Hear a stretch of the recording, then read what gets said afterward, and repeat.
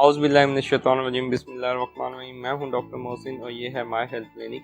इस वीडियो के अंदर हम बात करेंगे कि ईद कुर्बान के दिनों में वो अफराद जिनको किडनी स्टोन्स हैं या जिनको किडनीज के प्रॉब्लम है उनके लिए कितना गोश्त इस्तेमाल कर सकते हैं और क्या चीज़ें हैं जो उनको ज़रूरी हैं कि जिन पे अमल किया जाए।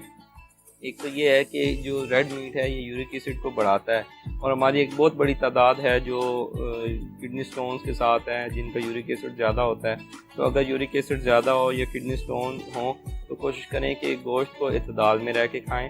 गोश्त के साथ सोडा या कोल्ड ड्रिंक्स वगैरह, चाय और इन चीज़ों का इस्तेमाल ज़्यादती के साथ ना करें।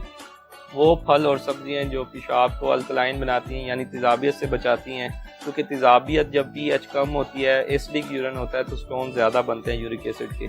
तो अगर आप पेशाब को अल्कलाइन रखेंगे उसकी दो ही सूरतें हैं, या तो उन अशिया का इस्तेमाल करें जो पेशाब को अल्कलाइन करती हैं या फिर पानी का इस्तेमाल ज़्यादा करें ताकि एसिडिक कंटेंट कम हो जाए। तो अगर पानी का इस्तेमाल आप 14 गिलास 12 से 14 गिलास रोज़ की ज़रूरत है, इससे ज़्यादा इस्तेमाल करते हैं तो वो फ़ायदा मंद होगा।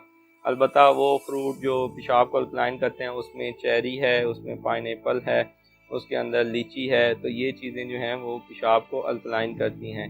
अगर आप लेमन का इस्तेमाल ज़्यादा करते हैं, अगर आप अदरक का इस्तेमाल ज़्यादा करते हैं, हल्दी का इस्तेमाल ज़्यादा करते हैं, तो ये यूरिक एसिड को उसको कन्वर्ट करने और एक्सक्रीट करने में हेल्पफुल होता है। अलबत्ता टमाटर ख़ास तौर पे जो हैं वो यूरिक एसिड के साथ और दूसरे कैल्शियम के साथ मिलके ऑक्सलेट के स्टोन्स बनाते हैं।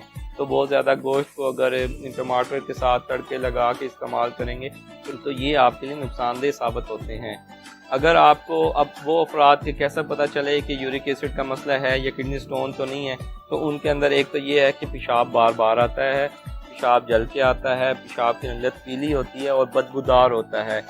थोड़ी देर बाद करके आप आएंगे वॉशरूम से, फिर महसूस हो रहा होगा फिर हो रहा है, और दर्द होता है जो पीछे से आगे की तरफ आता है। अगर ये दर्द हो तो इसका मतलब है कि यूरिक एसिड के या दूसरे स्टोन्स हैं। तो कोशिश करें कि पानी का इस्तेमाल ज़्यादा करें, गोश्त को इतदाल में रह के इस्तेमाल करें और उन अशिया के साथ इस्तेमाल करें जो इनकी अफादियत को बढ़ाते हैं, ना कि वो अशिया इस्तेमाल करें जो गोश्त को मज़ीद नुकसानदेह साबित करते हैं। तो हमारी कोशिश है कि आप इस ईद पे गोश्त खाएँ, लेकिन वो मेडिकल के और तिब्बी असूलों के मुताबिक खाएं ताकि आपके लिए फ़ायदा भी हो और आप एक खुशगवार ईद को गुजार सकें। इसके साथ डॉक्टर मोहसिन को दीजिए इजाज़त। अल्लाह।